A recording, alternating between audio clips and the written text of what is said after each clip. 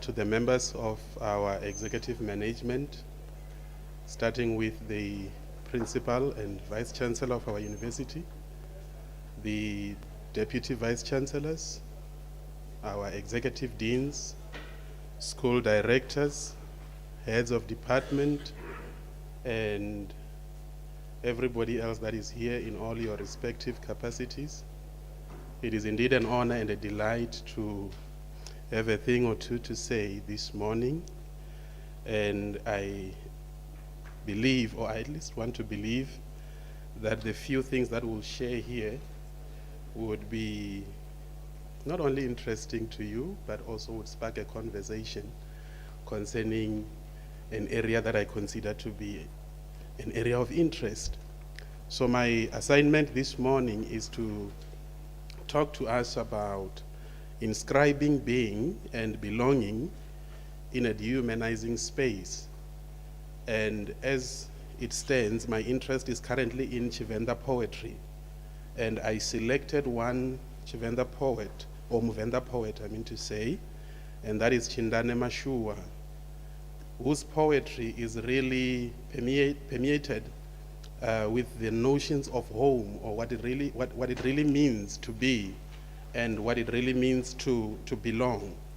And so I looked at his poetry and I thought there is what I would call the existential dilemma or dilemma, depending on which school you went to, of not being or of not belonging. And it is essentially an aspect that would classify as human homelessness or estrangement from the world. And so this poet is primarily preoccupied or gravitates towards these notions of what it means to be, what it means to belong, and what home should really be to a person. And when that is not experienced, there's a particular response that a person would exhibit, either through their writings or through their speech or through their behavior or any other mode of representation. And so the construction of being or beings and belonging or belongings, the land and the human relation to it are key symbols when we are talking about notions of being, belonging, and home. And these are represented primarily in what we would call the narratives and iconographic images of Aboriginal and settler. For Aboriginal, you might even bring in the word indigenous, or yeah, let me just leave it at that, indigenous and settler populations alike. So this representation brings into focus some of the ways in which being and belonging in and to a country can be and have been understood in Chivenda poetry. But I must also throw in a disclaimer right from the onset, and the disclaimer is that this presentation is not intended to be an exhaustive account on the matters of being and belonging.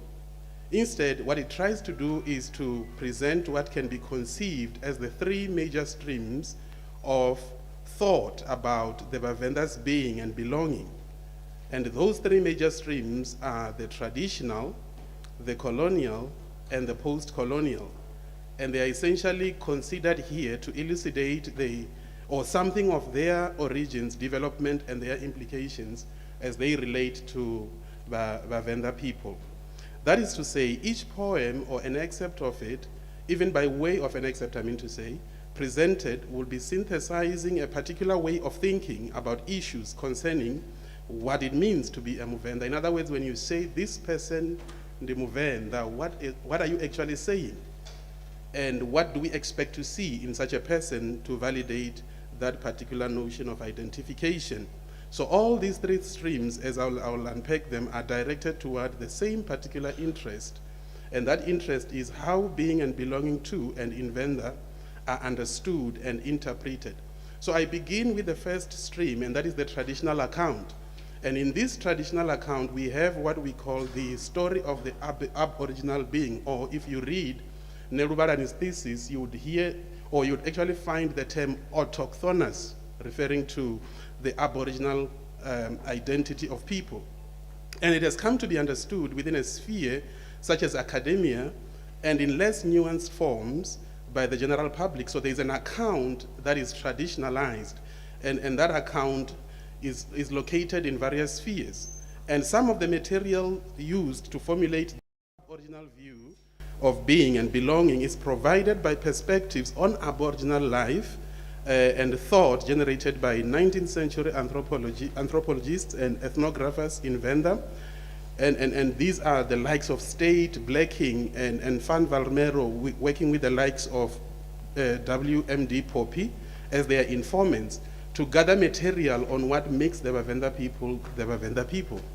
And if you read such fieldwork research and scholarship, particularly occurring in the latter part of the century, you will find that it has actually contributed to our understandings of the complexity and the diversity of the Bavenda's philosophy and their way of life.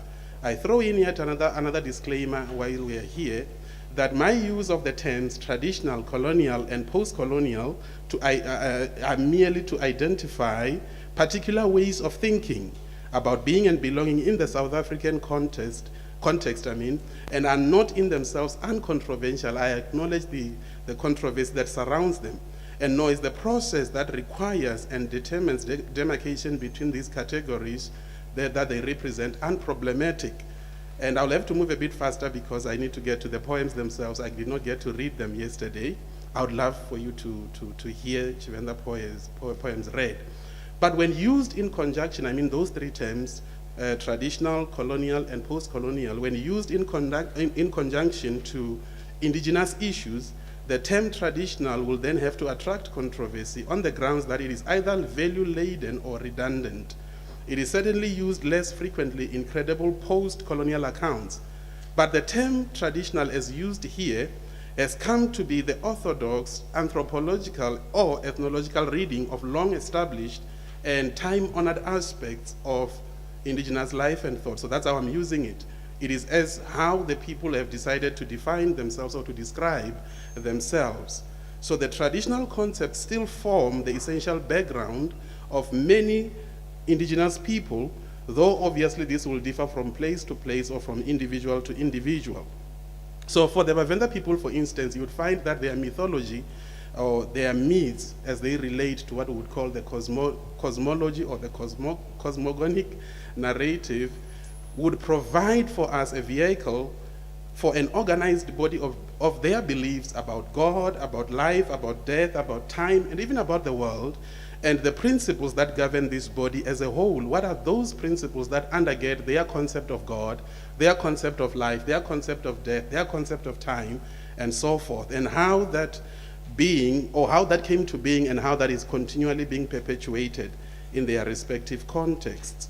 And so we get to explore these mythologies. In my thesis, I actually had to read 16 poetry texts and had to highlight these aspects that you see highlighted here as life, death, time, and so forth.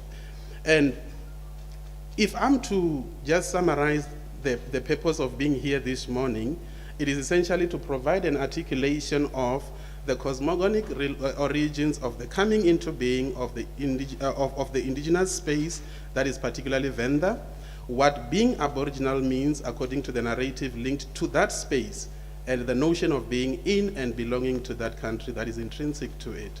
So the traditional story largely implicates what has been identified as the hypothesis of the Bavenda people's origin and political history, which in most literary texts you would find that it is actually said to be characterized by ambivalencies and ambiguities, and I cite for you there scholars that you should consult to hear how this argument unfolds.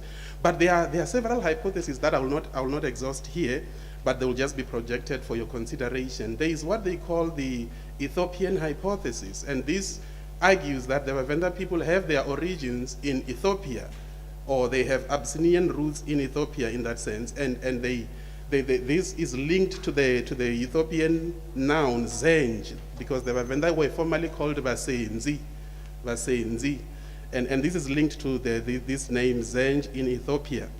And when you actually go into looking at what Basenzi means, you would find that the Baremba or Bashavi or Basena in Venda actually called the Bavenda Basenzi simply because they did not practice circumcision.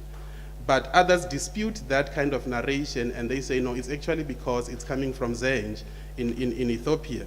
So that is yet one account that speaks to the origin of the Bavenda people. Another hypothesis speaks of the Bavenda people as coming from Egypt, and there are not many sources, or at least verifiable sources, that can validate this hypothesis, and yet it is there that there are some who think that the Bavenda people originate in Egypt. And then there is also the Central Africa hypothesis. These are the people that say the Bavenda people come from Congo, the Congo region, and they had to migrate until they reached what we know as the South Johannesburg or the Limpopo province. So those are some of the factors that inform the traditional accounts of being and belonging. Whether you agree with them or you don't, it is entirely up to you, but I just present them here for your consideration.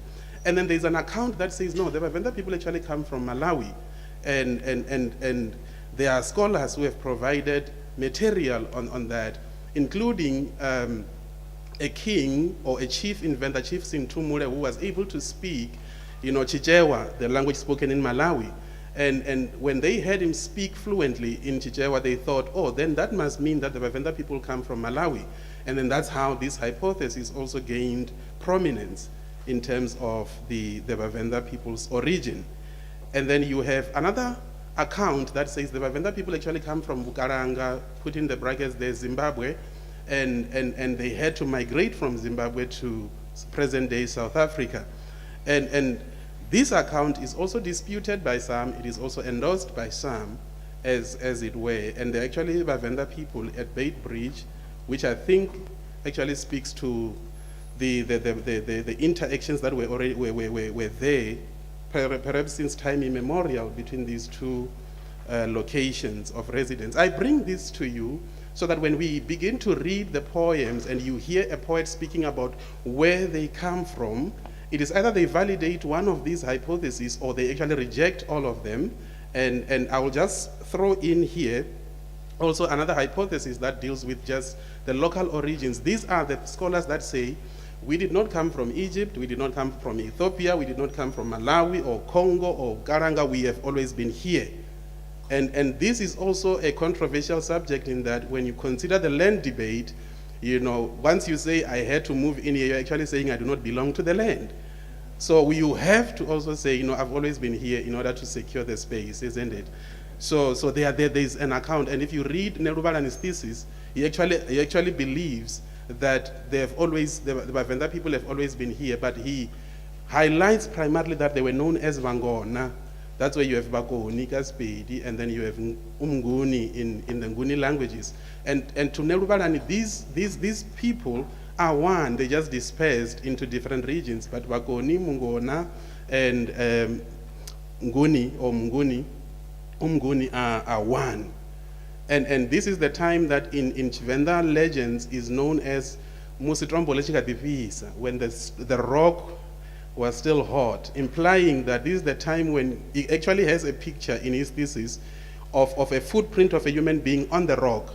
That this was when the rocks were still, I think that there had been a volcano and the rocks were still soft. So one person stepped onto that and then there's still a footprint. So he uses that kind of picture to say this is the time when the Vangona actually lived in this place. So they are called Vangona in that sense.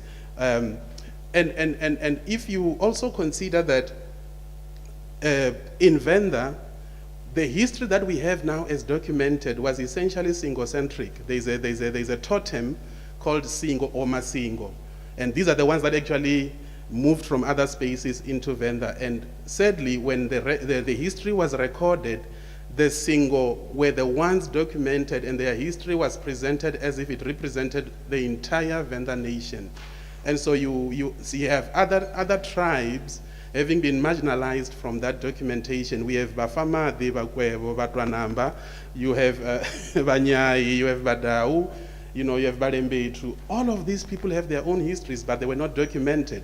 And so there's an argument rising now that we can't take that history as absolute because there are other tribes that were marginalized. So even as we read here, you will find that there's this sense of particularity whenever the poet speaks. So if I'm speaking for the Batwanamba, I'll exalt them above the other tribes so that they can also gain legitimacy in these politics of being and belonging. So I throw in here an excerpt as an example to validate one of these migratory hypotheses. And this is a poem by Tandamuzimo Robert Rashtanga, which was written in 1987. And the title of that poem is Venda Techelesa. And in that poem, he says something to this effect. Rothe robva Bukaranga. And that Bukaranga means Zimbabwe. Rashika Zata. Zata is the original, or not necessarily the original, but this is more like a place where they built their empire in Njerere, in South Africa. So robva Bukaranga, Rashika Rapata, Rashika Zata Rapata. Govani Lamurambo Njerere, Mirapo Yatandulukana, Richikwata. If you were to translate that, you would have to push it to, we all hailed from Bukaranga and arrived at Zata and built at the valley of the Njerere River. Generations successively came and solidified us. But at the core of it, you can actually see that this poet subscribes to the Bukaranga hypothesis than the other hypothesis that I presented to you. But this is how people begin to form a narrative concerning being and belonging. So you then have to ask yourself questions such as, is there a connection then between Bukaranga and Zata? And if there's such a connection, how do we account, for that very connection, considering that there's a Limpopo River that divides Bukaranga and Zata, and yet these people are identifying themselves as aboriginal to both places.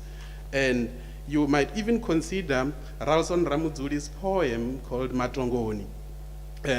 And which reads thus, Matongoni Hayani Hashu, and I would like for you to highlight the word, Hayani there, which means home. Hayani Hashu Habudi, Rodzula Hone Richidipina, Richila Raposana Tiwana, Matongoni, our home, our beautiful home. We lived there in enjoyment, eating so much that we also fed the poor. So whenever you see Matongoni there, it is laden with metaphors, it is laden with history, because Matongoni is known as the place in which the Bavenda even venerate their ancestors. This is the place where they also commune with their God, Ngwari. That Ngwari is just the natural name for God in Chivenda culture. So there's an implication there of worshiping God and venerating ancestors. So there's just this mixture of these two types or two methods of communion with the spirit world. And so they identify Matongoni as that very place in which both the natural and the spiritual are intersecting. And that's why they bring in the factor of Hayani. So you then begin to think that when people have a place of worship or a place of interaction with God, whether that concept of God is wrong or right, but when they have a space that they can commune with what they conceive to be their creator, that place becomes a home for them. And so notions of origin, notions of belonging, notions of destiny are connected to that very particular space. It is no longer just about building a structure that you will inhabit. It is also, I'm just thinking here of the phenomenology of place. It is a place in which your existence is attached. And if you disturb that place, a sense of melancholy, a sense of rootlessness then will arise. A sense of homelessness in that very person will arise. And once that happens, then you are affecting their sense of being, their sense of belonging. So what I should have done yesterday was to elucidate the colonial story and just to show how these poets would actually express their sense of being and their sense of belonging in a repressive context such as apartheid South Africa. What did it mean for them to be and to belong in a place that told them that you are not supposed to be here to begin with? Or actually you are a subhuman. And yet you find this poetry speaking back to that, and they have to say, no, we are actually human, and actually this is us. And so there was always this tension that should we speak of ourselves authoritatively, or should we just hold back for fear of causing an uproar from the colonizer's perspective. But the colonial story essentially speaks to these people now having moved away from that traditional account, we are Rapata, they move away from that now, and they are here, and they are told, you actually do not belong here, and in fact, your belonging does not even matter because you are not human. So I'll skip that because that was meant to be for yesterday. But in any case, the idea was that you would actually learn of things such as the homelands system. You are moved from the very place that you knew as your home to another place that is totally different from what you knew, from what you have known. And because of that, you begin to learn how to readjust and how to readapt, and usually alien and intimidating spaces where either your strangeness or the strangeness of others intimidates you. And so they begin to to establish myths about themselves as they progress and so forth. And so you have in this sense then the first two stories, the traditional and the colonial, which represents actually orthodoxies, both as synthesis of largely well-respected bodies of Chivenda literature on the topic under discussion. So you have that context, pre-colonial narratives of being and belonging, and the colonial ones, and both of them are influencing the articulation of what it means to be and to belong. So even as you visit both stories, you'd find that there still remains conflicting accounts. And it just happens to be whatever I say about me, you should take it and run with it. But you then have what we call the post-colonial story. And this third story is a different kind of essay in that it is more contemporary. Its views and attitudes belong far more to the academy than the man in the street, so to speak, although its reach is widening. I'm not looking at the timekeeper. Oh, okay, thank you. And although its reach is widening, and the aim of post-colonial analysis is to reconceptualize, and I love the prefixes re, because re essentially means again. So you have to go back again, or to conceptualize again, revitalize and renew understandings of the colonized world by deconstructing and interrogating the colonial processes that shaped it and its themes. Yesterday, when I spoke about the historical forces that contributed actually to the impoverishment of Chivenda literature, I only mentioned one, and that was the missionary enterprise, which ensured that whenever the Bavenda people wrote something, it had to push the gospel, it had to validate the Christian ethos. So anything else that was outside the scope of the gospel was deemed heathenistic or pagan. And as a result, you have this literature sort of incomplete in that it does not reflect the totality of these people's experience, whether you agree with their experience or you don't, but they've been denied the platform to actually present it to you. So the second force was actually a different one, and those were the repressive laws of the apartheid system that included censorship. You could not say anything that seemed to oppose the government of the day, and as a result, the people could not comment largely or clearly on how they felt about the colonial experience. So that also contributed to many people not writing. And I think the third force is even more perilous, and that is that the people did not have the skills. They had not yet formulated a coherent response that would be expressed in the form of writing, because not many of them were able to write at the time. So they had knowledge in them as archives, living archives, but they could not write it down. And so you have those people dying as libraries that had not documented what they knew. And because of lack of skills, there was a lack of interest in writing. Because if you are not skilled, you're not skilled, you're not skilled, you're not skilled, you're not